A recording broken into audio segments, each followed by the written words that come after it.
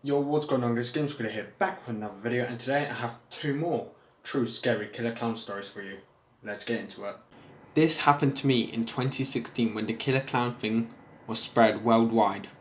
It was during the summertime. I don't know what month, but I remember it being really hot. I live in a very small town in Oregon that has a population of only 3,500, and here there was never any sort of horrific crime.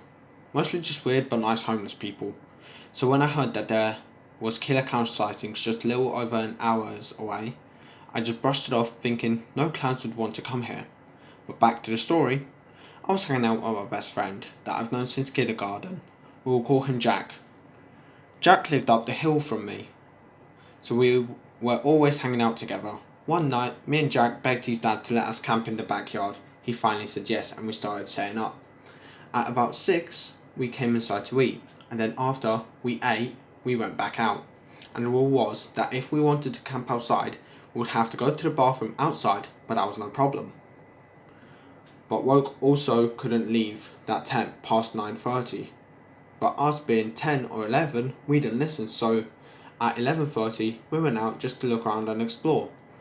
We went to the end of the street he lived on to play in the woods.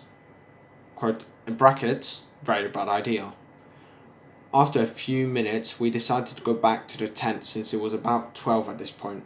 But as we were walking away, we heard what sounded like footsteps.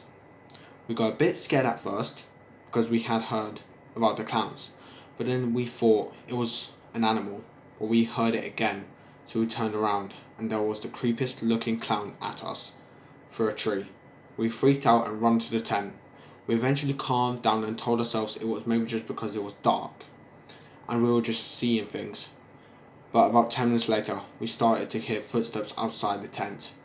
We could see a shadow outside of the tent. We freaked out even more, and I had to grab my knife from my backpack just in case.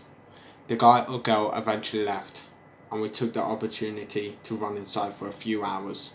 We didn't tell his dad for some reason, which was really stupid. Not only did I not tell him, but we also went back out there and slept in the tent. After that, we never camped in the yard again. I'm a 19-year-old male that has recently moved out of my house. While I was moving, I saw some rainbow fabric.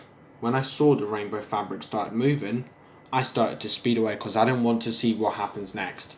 The next day, I was unpacking my stuff to my new house when all of a sudden I heard faint. I was scared because I didn't know anybody on the street. So I called my dad and told him about it. He didn't seem too worried because all it was just a little giggling. But when I went to sleep, I heard shuffling outside. I looked out my window. I tried to keep in my scream, but I couldn't. All I saw was the same rainbow fabric, but it wasn't just fabric.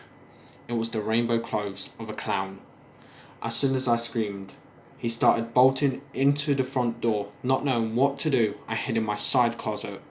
I heard rustling downstairs, then I heard footsteps coming upstairs.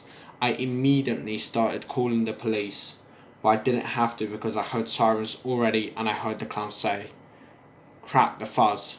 Luckily my neighbours called the police when I heard the guy charge through the front door.